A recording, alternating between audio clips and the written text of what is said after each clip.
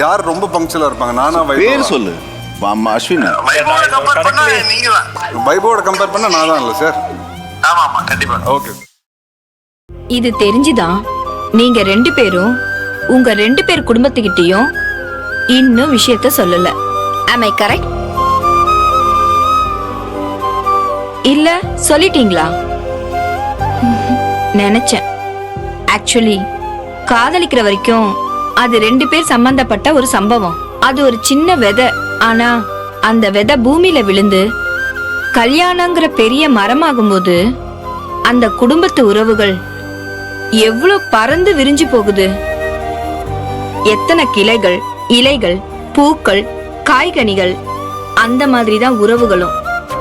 அதை வெட்ட யாருக்கு மனசு வரும்? அது போல நீங்க டிவோர்ஸ்னு முடிவு பண்ணா அது எவ்வளவு பெரிய தாக்கத்தை உங்க குடும்பத்துக்கு ஏற்படுத்தும்னு நீங்க 2 பேரும் யோசிச்சு பார்க்கணும். டிவோர்ஸ்ங்கிறது ரொம்ப கஷ்டமான விஷயம். காலம் பூரா, ஜென்மம் பூரா ஒன்னா வாழ போறோம்னு முடிவு பண்ற தம்பதிகள் ஏன் பிரியணும்? எதுக்கு பிரியணும்? தம்பதிகளுக்குள்ள என்னென்ன பிரச்சனைகள் வரும்னா, உறவுகளுக்குள்ள சிக்கல்கள் வரலாம். பொருளாதார ரீதியா, மன ரீதியா, மன வாழ்க்கை, தாம்பத்திய சுகம் சம்பந்தப்பட்ட பிரச்சனைகள் கூட வரலாம். அது மட்டும் இல்லாம மனைவியோட பழக்க வழக்கங்கள், ஹஸ்பண்டோட குடும்பத்தோட ஒத்து போகலனா கூட பிரச்சனைகள் ஏற்படும்.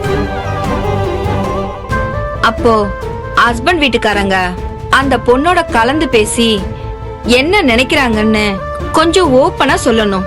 அதுல வர நிறை குறைகளை அந்த பொண்ணும் ஏத்துக்கணும். எடுத்த உடனே அந்த பொண்ணு கிட்ட கண்டிப்பா நடக்கணும், அவளை உடனே மாத்திடணும்னு ஹஸ்பண்ட் வீட்ல நினைக்க கூடாது. இத கொஞ்சம் கொஞ்சமா மாத்தணும்.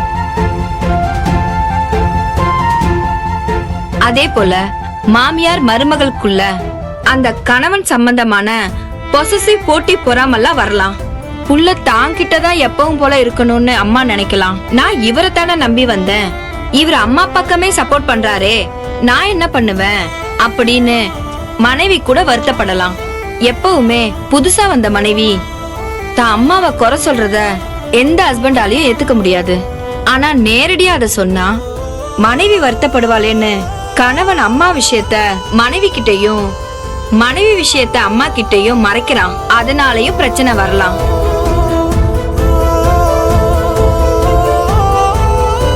உங்க 2 பேர் ஃபைலையும் படிச்சப்போ உங்க 2 பேருக்கு நடுவுல இருந்த பரஸ்பர நம்பிக்கை பாதிக்கப்பட்டிருக்குன்னு மட்டும் புரிஞ்சுது. 2 பேருமே ஏன் டிவோர்ஸ் பண்ண விரும்புறீங்கன்ற காரணத்தை முழுசா வெளிப்படையா சொல்லல. அத பத்தி உங்களுக்கே சரியான புரிதல் முதல்ல வரல. ஏதோ கோபம், யாரோ ஒருத்தர் போய் சொல்லி ஏமாத்திட்டாங்க, தம் மேல இன்னொரு நம்பிக்கை இல்ல, தான் செய்யறது எல்லாம் டிராமான்னு நினைக்கிறாரு. இப்படி சில மன வருத்தத்தை தான் பார்க்க முடியுது. ஆக்சுவலி நீங்க 2 பேரும் ஒரு கோவத்துல தான் இந்த முடிவுக்கு வந்திருக்கீங்களே ஒழிய முழுசா உட்கார்ந்து பேசி பிரிஞ்சிடலான்ற முடிவுக்கு வந்த மாதிரி தெரியலையே. அதனால நான் என்ன பண்ண போறேன்னா, உங்க 2 பேருக்கும் நான் 1 மணி நேரம் தரேன். 2 பேரும் உட்கார்ந்து முதல்ல பேசுங்க. மேம் ப்ளீஸ், இப்ப வேண்டாம். என்கிட்ட பேசுறது முக்கியம் இல்ல, நீங்க 2 பேரும் ஒருத்தருக்கு ஒருத்தர் பேசிக்கிறது தான் முக்கியம். அதனால தயவு செஞ்சு மனசை விட்டு பேசுங்க. நாங்க 2 பேரும் பேசினா வீண் சண்டை தான் வரும் மேடம். வீட்ல இதுதானே மேடம் நடந்துட்டு இருக்கு. நான் ஏதாச்சும் சொன்னா அவருக்கு உடனே கோவம் வரும். என் பேச்சு கேட்கிற அளவுக்கு இவருக்கு பொறுமையும் கிடையாது. அதனால 2 பேருக்குமே மியூச்சுவல் டிவோர்ஸ் கொடுத்துருங்க மேடம்.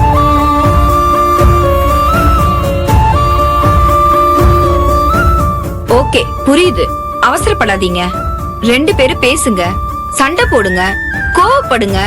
எவ்வளவு கோவம் வந்தாலும் அழுக வந்தாலும் கட்டுப்படுத்தாதீங்க. பேசி தீர்த்துடுங்க, அழுதும் தீர்த்துடுங்க. எல்லா புயலும் அடிச்சு ஓஞ்ச பிறகு ஒரு தெளிவு கிடைக்கும். அந்த தெளிவுக்கு அப்புறம் சொல்லுங்க, டிவோர்ஸ் வேணுமா வேணாமான்னு. அப்புறம் முடிவு பண்ணிக்கலாம். இந்த ரூமுக்குள்ள யாரும் கொஞ்ச நேரம் வரமாட்டோம், உங்களை டிஸ்டர்ப் பண்ணவும் மாட்டோம். நீங்களே மனசை விட்டு பேசி முதல்ல ஒரு முடிவுக்கு வாங்க. எவ்வளவு நேரம் ஆனாலும் சரி நான் வெயிட் பண்றேன்.